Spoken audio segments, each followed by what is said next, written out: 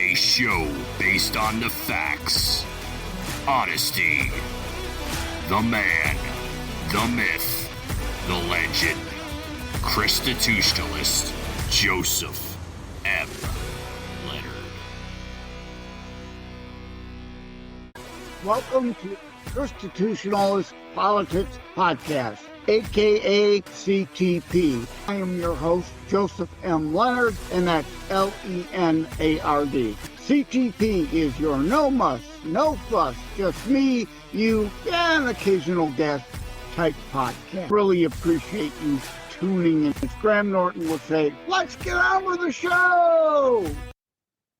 Hello, everyone. This is going to be a quick cheat intro segment. I'm going to be lazy. I've got so many guest recordings built up. I'm going to get lazy and cheat on some Saturdays. I don't have to dream up a monologue topic this way. So, and I'm also not going to say what guest will be appearing because I'm going to be lazy and cheat and use the same intro several Saturdays to intro a guest show. So, as Graham Norton used to say, let's get on with the show. Surprise interview. Take care, God bless. Okay, there we go. Well, pardon the delay, folks. I didn't hear the recording in progress right away. I seemed to be a little Zoom delay. I don't know what's going on. At any rate, on with the show. Welcome to another episode of Constitutionalist Podcast. Joining me today, if you're looking at behind the scenes video, you can see in the lower corner of her window, Carla Wagner, and that's Carla with a K rather than a C. And I got a joke with her about her name, Wagner, right? Like wagging your finger at somebody. Yeah, that's wagging, not Wagner. My audience knows I still, no matter how lame the pun, I can't pass. How are you doing today? I'm fine, thank you. How are you? Good. Today, I need to go to bed early today after that. But I didn't want to pass up the chance to talk to you. But I, as the saying goes, busier than a one-legged man in an ass-kicking contest. I dropped 5 before it's news.com articles today.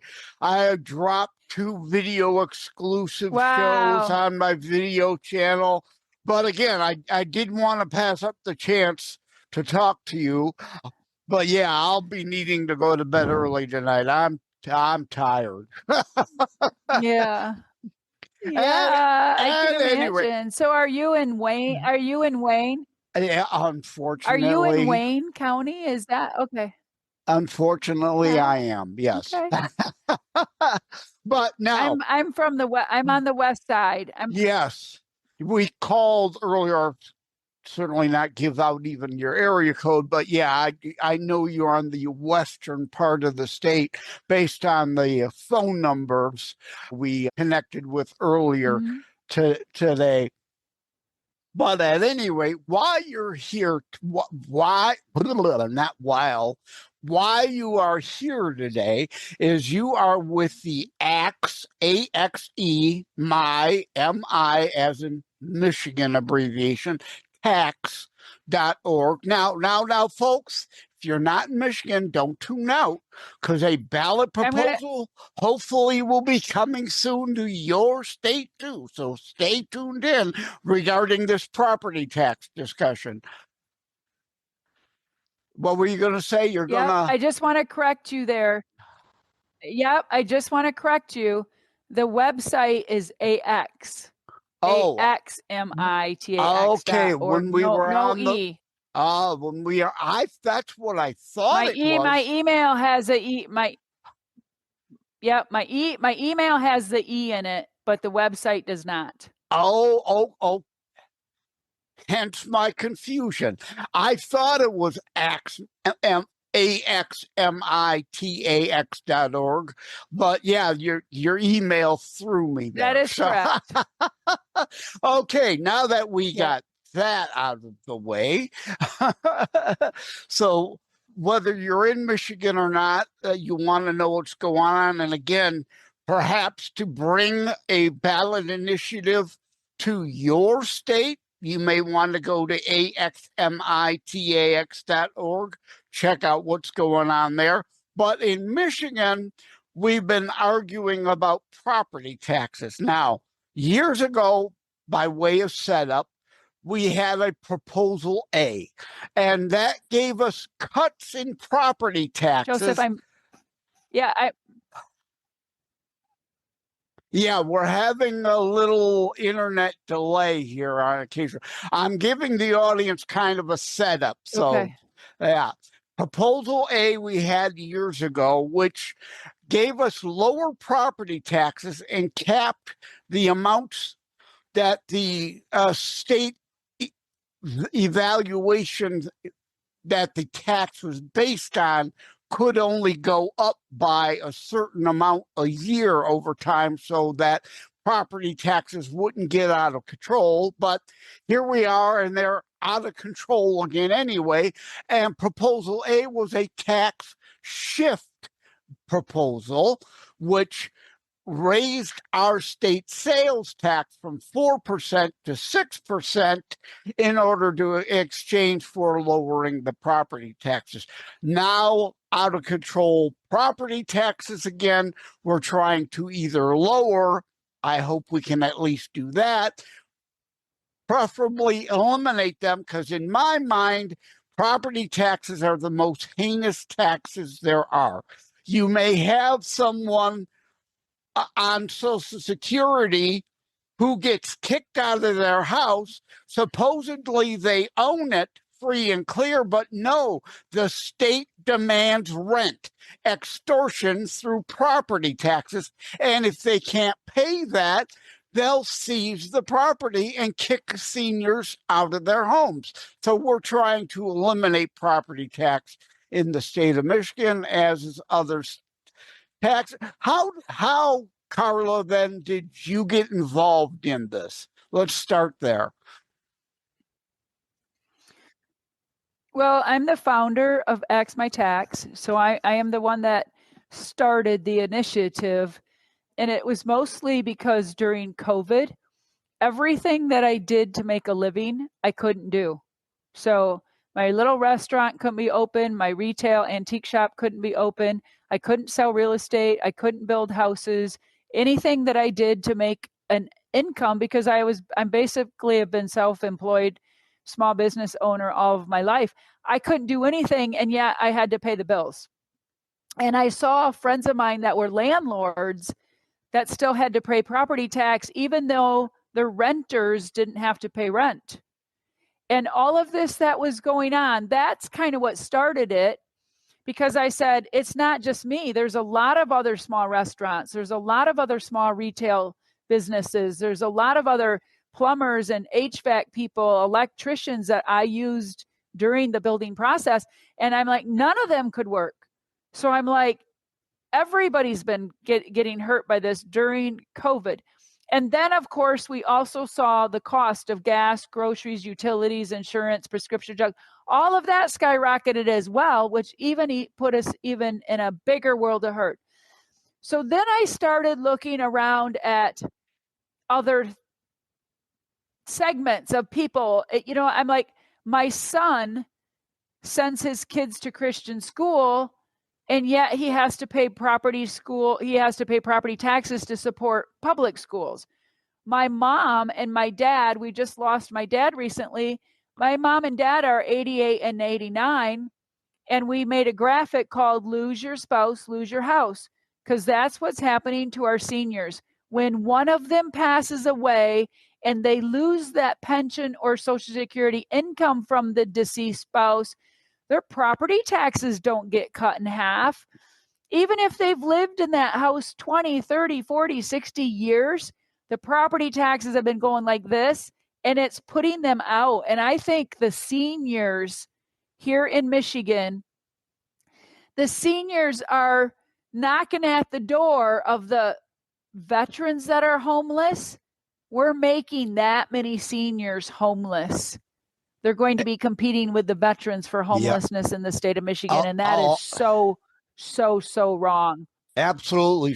Supposedly or potentially, you've lived in a home your whole life. You supposedly own it free and clear, but no, the state demands you pay rent to them through the extortion of property taxes. It's ridiculous. I'm glad you mentioned renters, because many politicians on the left, the commie fasci sociocrats, as I call them, during the Wuhan hysteria, put in place things to protect renters. But the landlord's still on the hook for the property tax, as you said, even though maybe his 10 tenants weren't paying him rent. What was he supposed to pay the tax with? Right. They're not paying him. He's got no income. Yeah. He can't kick them out because of the laws the left put in place to protect renters, but nothing. Wait, if the property owner doesn't pay the property tax, see how fast the leftists will throw all 10 tenants and the property owner out on their hindside. They don't care then if they're not getting their money in the form of extortion taxes, you're out. But if you can't pay your landlord, we'll force him to let you stay without any break on his property taxes. Yes? Yes. Yeah. Yeah. It's a very, it's a difficult and it's a very complex issue, because property taxes are collected at the state, county, and the township collects them, but some of the money stays at the township, some of the money goes to the county, and a little bit of the money goes to the state. So you're dealing with 3 different budgets that you're paying property taxes to. And unfortunately, what I have found out is that there's too many people that have been paying too many taxes for too many years that have no idea where the money's going, how it's being spent. All they know is, if I don't pay that, they'll take my property away. That's all they know. Exactly. Go ahead. Sorry. The penalty for not paying. Yep. The penalty for not paying the property tax is so severe, it's the loss of your property, which to those people in their mind means that property tax is so important, it makes the state exist. Yeah. And there's nothing further from the truth. And that's we can get by without property tax. And that's the lie. Some states don't have property taxes, right? But a lot do. I think most do. No. Go ahead. I don't really know if there's any state right now that. I don't think there's any states right now that do not have property tax. They might have reformed their property taxes. So maybe there's some states where, like, seniors after the age of 65 or 70 don't pay them. But the majority, I think every state has them. But multiple states right now are looking at either reform or total elimination of property taxes. And even President Trump has talked about it. Governor DeSantis has talked about it. Ohio is circulating a petition like we are. Governor Abbott in Texas has done something. Indiana and Illinois has done something. Nebraska has done something. So more and more states are starting to recognize the issues that property taxes bring upon the people and upon the state. Yeah, the left never wants to eliminate any tax. They never want to give up their money.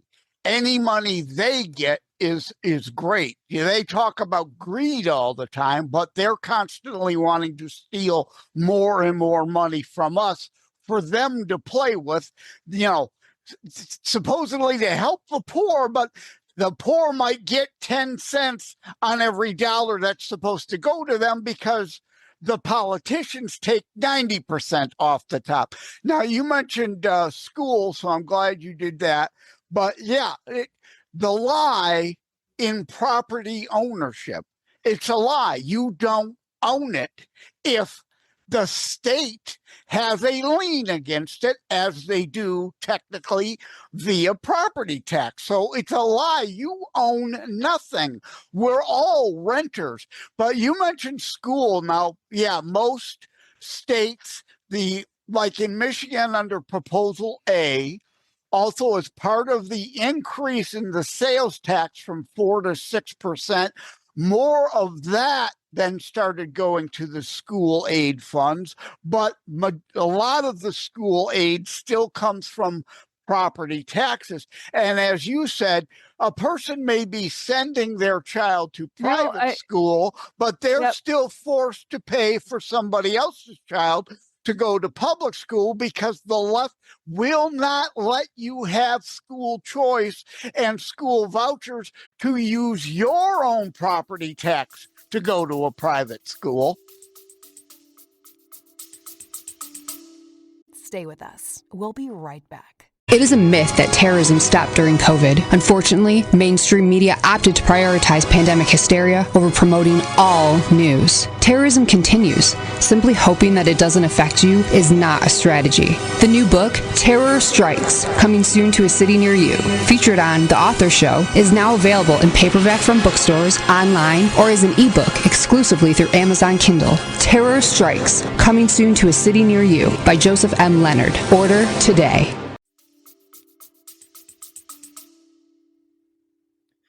Right. And so I just want to clarify what you said there, because if you look at your local property, if you look at your property tax bill, the local schools that you're paying on your property tax bill, none of those millages educate your kids. That's for past debt. It's for operating expenses. It's for building and site. It's for playground equipment and football fields. It does not educate your kids. The only money very on your property tax bill that educates your kids. Yeah. Yes.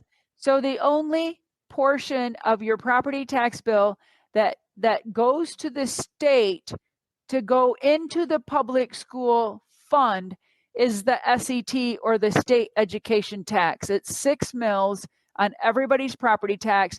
That is the only millage or tax on your property tax bill that actually goes to Lansing to educate the kids. It goes into the bucket in Lansing, then they pull that money out and they send it down to the schools on a per student basis. Now, if you are a business, like I have a business, my business pays 18 mills of the public school operating expense. My business pays, and some of that money goes to the schools to pay operating expenses. Your homestead is exempt, and your homestead does not pay operating expenses to the schools, so they double down on the businesses and they make the businesses pay a full 18 mills. Some of that money, that's the foundational money that the state then adds to from the state education tax via the public school fund. That's where the rest of the money for the schools come from. But like you said, yes, we had the Headley Amendment, and then we increased our sales tax. When we increased sales tax from 4 to 6%, that was supposed to replace the SET, or state education tax, off. That was supposed to take that 6 mills off our property tax, and it did not happen. The lottery, remember when we were told that the lottery was going to remove? Right. So the lottery was supposed to remove the SET off our property tax as well, and that never happened. So twice now they've had opportunity to remove the 6 mills. Now we have representatives in Lansing. A representative in Lansing has written a bill to remove that state education tax off the property tax bill, but he can't get support for it. You're talking about Jim's bill? They don't Jim want to help Cena? us. Yeah, including other fellow Republicans. Yep. And to be clear, now, your mileage may vary. What she laid out, what I laid out, we're talking Michigan. Your mileage may vary, right? Your state taxation situation and what is sliced to where and whom and why and how may vary a bit. But all of this relates, all of this matters to every single state. Because again, once they get a tax, they almost never, ever, ever, without a constitutional amendment, give it up. And Proposal A even was an amendment. And they still, in Michigan, our payroll tax is supposed to be constitutionally capped and limited at 4% of income. But our state income tax is currently above that. And it was a Republican, Rhino Rick Snyder, that first started that. And we haven't been able to get it back within constitutional limits since. Hopefully, if Republicans take over the Michigan House, which they have now, but by a slim margin, the Michigan Senate, the left controls, and the governorship next election, hopefully, we can get these things straightened around if it's a real Republican, not another rhino like Rick Snyder. So, yeah, things may vary in your state, but all this is very important.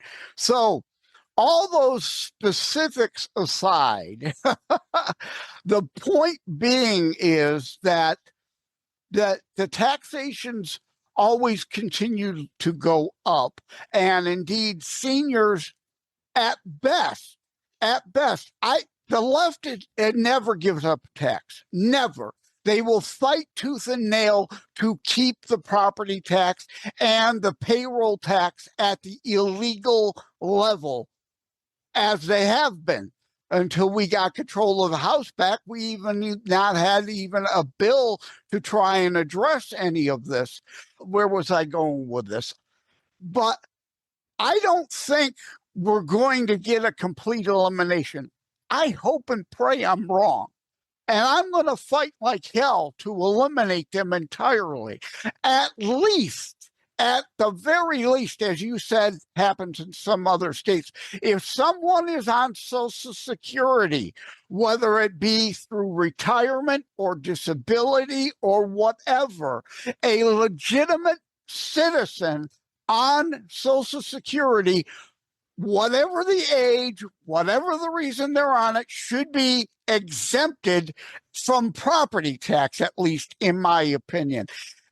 Do you think we might at least be able to get that compromise as a stepping stone to later further? Because it's the spending, stupid, right? We've got to cut the spending. They're never going to eliminate the taxes. We've got to get the spending cut so that we can get to surpluses and we can cut the taxes further. Your thoughts on that? Well, so our citizens initiative petition is for total elimination. So it is a citizens initiative, which means if we get enough signatures to get it on the ballot, if we get enough people to vote to eliminate it, they have to put it into law, which would eliminate property tax. Yeah, that is our goal, is to eliminate the property tax altogether. Right. Bypass the politicians. We don't need their approval. All right. Exactly. That's what we're doing, is bypassing the politicians, because the politicians that have been favorable to Axe My Tax have been telling me just that. They're like, we can't do it, Carla, because we can't get enough support. If you take it to the people and get enough support, and if you get it done, we will deal with it. We will make it happen. They will be forced to make it happen. So number one, they have to cut the wasteful spending of our tax dollars. That's number one. Number two, anything that is currently on our property tax bill that should be paid by consumption, like going to the zoo, you pay admission. Why is it on our property tax bill? If you go to the museum, you pay admission at the door. Why is it on our property tax bill? Those types of things like that could be paid by consumption. We don't need to worry about replacing those dollars. Those are not dollars I want to replace. Wastefully spent dollars. Why should we replace waste? We're not going to replace that either. And then I think if we look at what else can we do to cut the budget back to pre-COVID. Let's go back to 2019. We were only spending $58.5 billion. In the last 6 years, we've added $30 billion to our spending, but we haven't even fixed the damn roads. Yeah. Nothing. Exactly. Where is it? Where is it going? $30 billion. It took us 150 years to get to 58.5. How could we almost double it in 6 years?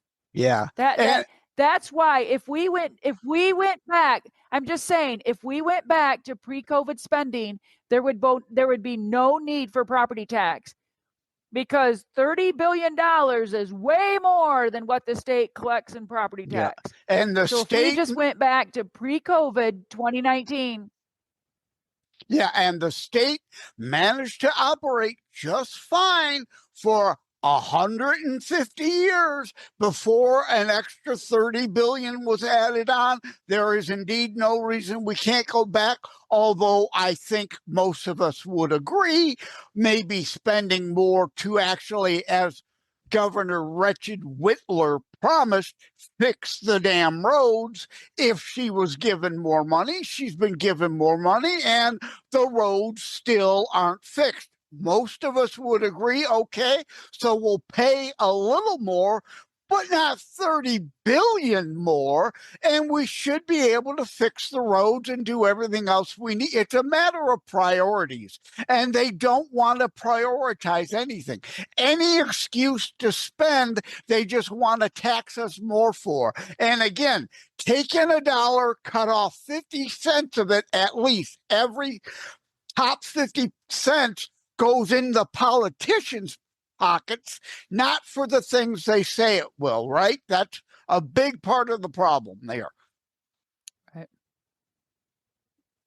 If money, there's too many levels of government with, there's too many levels of government for that money to flow through, and too many sticky fingers. So you have to give somebody $1,000 for them to receive 100. Yeah, that's exactly sad, and it's just so shrinking. Yeah, as a Christian show, we have to shrink the government. We have to. Yeah. Apologies to the audience. There's a bit of a lag here on Zoom today. I don't know why, but so we're kind of running into and talking over each other a bit because we're not sure where the other is finished due to this lag. But yeah, the point, charities, as a Christian show, charity is where it's supposed to be. We are to want to be our brother's keeper through charity, and not all charities are created equal either. I'll give blood to the Red Cross, but I'm not giving money to the Red Cross because a lot of that money gets absorbed in administrative fees. Others, like Samaritan's Purse or the Tim Tebow Foundation, and you can go to terrorstrikes.info/charity for well-vetted charities where at least 90 cents on every dollar they get actually goes to the cause they say it will. But there are other charities that are like government. They're in it to line their own pockets, not do what they say they will do. And that is our big problem here, yes? People wanting to skim.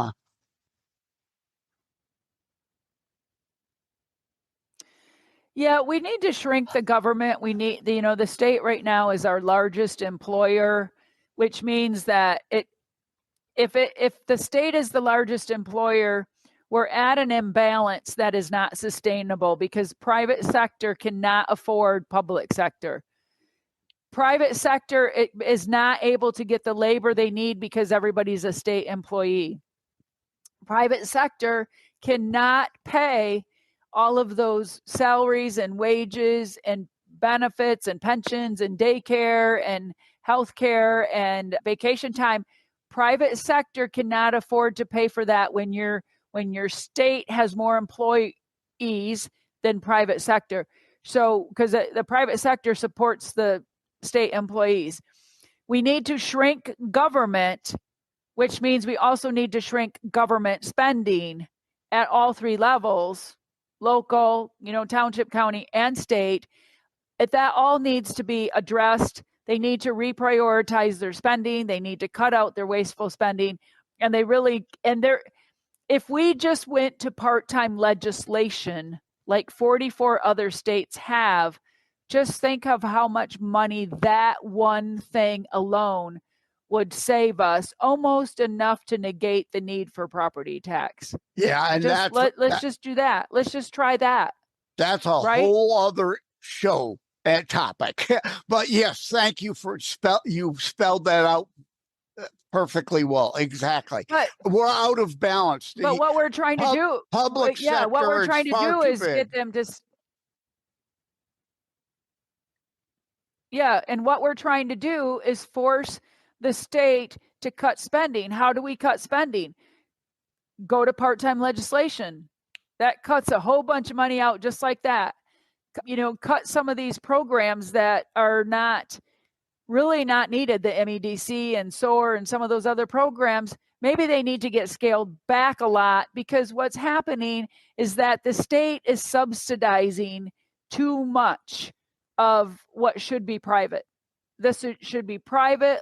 Let the private businesses do it. Let they grow. If they're not paying property taxes, they would be able to expand and grow their businesses without needing subsidization from the state. So they charge them an exorbitant amount of property taxes, and then they have to give them subsidizations in order for them to grow their manufacturing plant.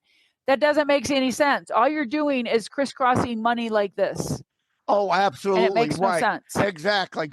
You're stealing $1 to give somebody back 50 cents is not helping them at all in any way, shape, or form. You're stealing 50 cents from them of the dollar they should have been able to keep.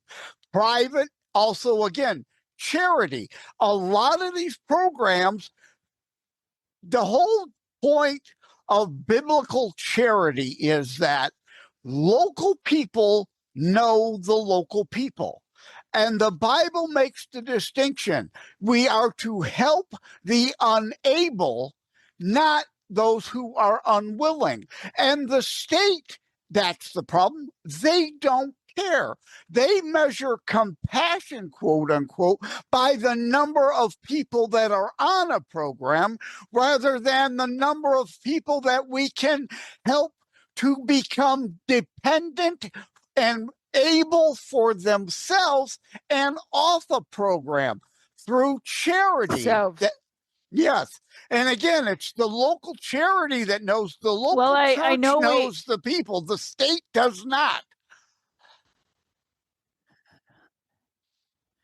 Right. And I know that, as Christians, we were taught you do not give people fish. You teach them how to fish. Amen. And obviously there's people in our administration that never learned that lesson. They never learned that lesson. There's a great meme I like to share, and I'll try to remember to throw it into the behind-the-scenes video for those watching on BitChute, Brighteon, Dailymotion, Rumble, and YouTube. It's called More Rungs, right? And the left picture is like people in a pit, and they're handing down fish, right? There's more. People are hungry. They're crying out, "We need more fish." In the right of the picture, the conservative, right? We need more rungs to the ladder to help people climb out of the pit so they don't need the fish handed to them. That's the difference in a nutshell between leftist dependency creation thinking and conservative biblical community thinking. Biblical community is free will, charity, choice. Worldly communism, theft, redistribution, force is not biblical. Right. Yeah, Right. yeah. For the benefit of the transcript, she's shaking her head yes, which doesn't work wanna, well for those listening on audio. yeah. I want to be able to donate to the charity of my choice. I do not want to be forced to donate to a charity that may not be my choice. Right. Because I don't like where the government's spending my money. That's right. And that's the issue. The left doesn't want, even though they use the word choice as a dodge about murdering children, they aren't for choice. They want theft, and they will decide how to spend your money, not let you decide how and where to spend and to whom you will help with your money. No, they want to steal it, because then again, it's not about helping, it's about their power and control. The issue is never the issue with the left. It's always about power and control, and so they can steal and siphon off the top of everything they collect. Yes? Yes. Yeah. Yeah. Our government's too big. Yeah. There's too many levels. And if we could cut out some of those levels, we would need a lot less money to run the state. And that's an Absolutely. important point. We are not saying there should be no government. No one I know says we should have complete anarchy and every man, woman, and child for themselves. Nobody I know, despite the left's lies about people on the right, want no government whatsoever. We agree there should be small government. As Carla said, eliminate some of the layers, and you're eliminating some of the steps where monies are siphoned.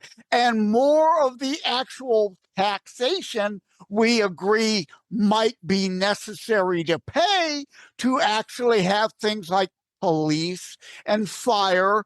It's the left that want to eliminate the police. We want community policing to pay for the things government should pay for, less layers, siphoning things off, more money of the taxes directly going to the things government should be doing, rather than all this stuff they are doing, because again, it's about power and control.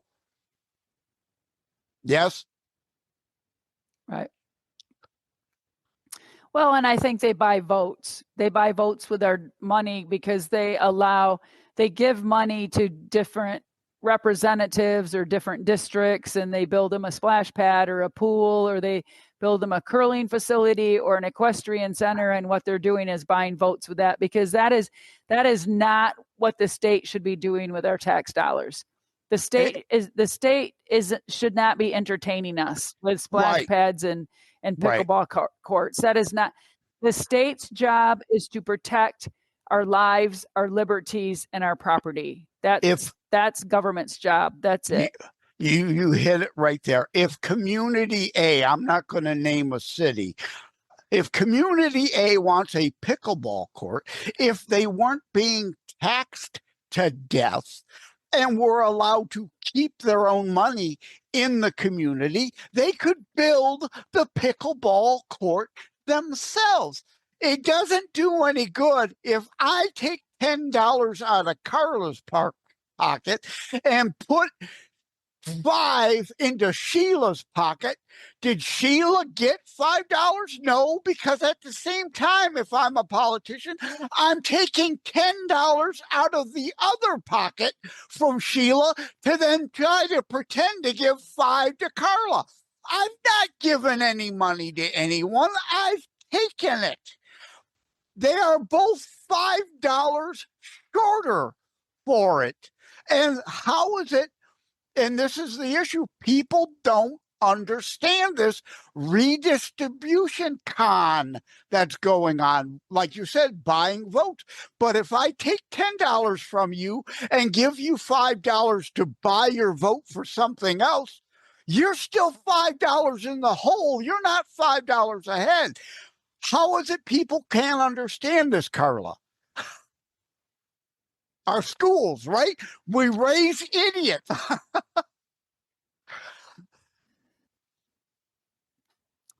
Yeah, I unfortunately, the quality of our schools, Michigan's at the bottom of the pile in just about everything measurable. We have everything we need here to be a wealthy state, and instead we're a welfare state. We're going downhill very fast. We're near the bottom in everything. We only have one way to go up, but it's going to take a very drastic measure to get us there. That's what I think Axe My Tax is. It is taking an axe to the budget and an axe to the government and saying this has got to stop if we want our state and our people to continue to live here and be able to exist here. We need to do something drastic. I think Axe My Tax is the beginning of Doge in Michigan. We can identify that there's trillions of dollars of waste at the state level, millions of dollars at the county levels, hundreds of thousands of dollars of waste at the township level. And unfortunately, it's our money that they're wasting, and it's at the risk of us losing our property. Yeah. We have to collateralize our properties for them to spend money, because they have no money to spend unless they take it from us or borrow against the collectability of us to pay property tax. Absolutely. As a classic example of local potential waste. In the park across the street from me, they just put in something. I'm not going to say exactly what it was, but tens of $1,000s spent because, they had it. We got to spend it. We can't give it back. We got to spend it. But some kid will get hurt on that in the park. They will sue the city. The city will shell out hundreds of thousands in lawsuit claim and then spend tens of thousands more to rip it out so they don't get sued again. But they're not smart enough to know that in advance and avoid the whole thing. At any rate, time flies when you're having fun, right? That is exactly what's happening. That's it. But that's the liability that. Okay, so I don't know if you just heard about what happened up north on the peninsula. The little Leelanau Peninsula, I think, is where there's a lot of wineries and things like that up there. So township officials didn't really understand their job, and they told some of the wineries and things on that peninsula that they couldn't hold little special events and they couldn't do things, even though they had the licenses. They could do like wine tasting and stuff like that. It sounds like what happened was the townships kind of tried to stop them from doing things, stifling their business and that kind of stuff. Well, you know what? That township just lost a suit. And there's about 6,000 people on that little peninsula that are going to be responsible for a $50 million lawsuit. And that has to get paid for. This isn't new. Because of the township officials. The township officials didn't quite know what they were doing, got the whole township in a mess, in a lawsuit, and now the residents of that township are responsible for that lawsuit settlement. Yeah. And this isn't new. How does that happen? How does that happen? It happens over and over and over because we don't teach history in this country. No one knows any history. We keep repeating the same stupid over and over. Anyway, time flies when we're having fun. Yeah. So people, whether you're in Michigan or not, you need to go to AXMI, short for Michigan, tax.org, and get up to speed on this. And if it's not happening in your state yet, make sure you help form your own AXGA for Georgia tax, or AXPX tax, or AXCA tax, especially out in California. You've got to engage in what the left does all the time, ballot initiatives, because the politicians won't do it. We have to force them to do it. Yes, Carla, and thank you. That's why you're here. Thank you for being here, Carla Wagner. Wrapping things up, go ahead and make a closing statement. And what we need is, what we need is more circulators to help us circulate the petitions. They can fill out the form at axmitax.org. It's pretty simple to gather petitions, and almost everybody can get 100 signatures. I can get 100 from my family. So axmitax.org, fill out the volunteer form. We will get you petitions. We would love to have you help us circulate, because by circulating and asking for signatures, you are also spreading our message and helping us get that statewide exposure we need for a statewide campaign like this. And obviously, you're very busy with what you're doing to try to get this in Michigan. But people of other states, if they want to reach out, I have no doubt whatever time you can give them to help them, you will also do that too. But you're kind of busy doing it for here. Yeah, and we do have friends in Ohio. Ohio is now circulating petitions to eliminate property tax as well. Like I said, Governor DeSantis, I had been talking to people in Florida. Now Governor DeSantis is talking about it there. So in North Dakota, they tried, they got enough signatures, they got it on the ballot. They just didn't quite get enough votes to eliminate it. But you know what? There's a lot of other states that are making some noise about property tax reform and property tax elimination. Yep. And everybody should be calling their state rep and senators. Call your state rep, call your senator, say, get behind Ax My Tax. We want to eliminate property tax. Amen. No, you cannot rest. You do not get to just vote on election day and think you've done something. No, you must be involved in off election years. That's when you get the better candidates for a primary that so few vote in. And then come November, people complain, oh, I got to hold my nose and vote for so-and-so. Well, if you got off your butt and were involved year round every year, not every day, but doing things, not just whining and moaning on social media, we could do things. We could get things to be better if you get involved with Moms for Liberty or Ax My Tax what's the school one with Kurt whatever. I mean, there's a bazillion, Tea Party Express, there's a bazillion organizations you could and should be involved with at least some of the time. I get it.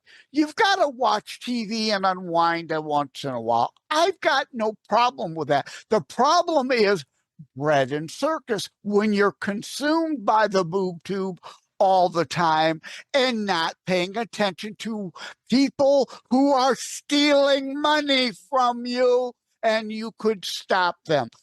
Thank you again, Carla Wagner. Have a good day. Thank you. Thank you for the opportunity. Thank you for having tuned in for Constitutionalist Politics Show. If you haven't already, please check out my primary internationally available book, Terror Strikes, coming soon to a city near you. Available anywhere books are sold. If you have locally run bookstores still near you, they can order it for you. And let me remind, over time, the fancy high production items will come. But for now, for starters, it's just you as a very appreciated listener by me. All substance, no fluff, just straight to key discussion points. A show that looks at a variety of topics, mostly politics, through a Christian U.S. constitutionalist lens.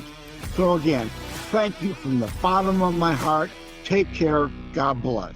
Like and subscribe to Constitutionalist Politics Podcast and share episodes. We need your help. Wham Radio, 1600 AM and 92.7 FM is your conservative flamethrower. Weekdays, Steve Gruber starts things off at 6 a.m. Gruber gives his perspective on the issues of the day. At 9 a.m., Glenn Beck blazes the airwaves with his nationally syndicated program. From noon to 3, it's Dennis Prager. At 3 o'clock, it's Wham's own Thayrone X. On the Edge, Thayrone tells it exactly as he sees it. At 6, it's The Dana Show, your conservative alternative. At 8, don't miss Joe Pags. Weekends are filled with conservative talk as well. Fingers Malloy, Thomas LeDuc, The Abolitionists Roundtable, A Moment of Clarity with Pastor Rick, Your American Heritage with Ed Bondarenka, Dave Janda's Operation Freedom, and Dick Kupke's Trigger Talk. You can even get links to Wham podcasts from Dave, Dick, and of course Thayrone, all from their pages on our website, whamradio.com. Keep it locked on Wham Radio, 1600 AM and 92.7 FM in southeastern Michigan, and whamradio.com anywhere in the world.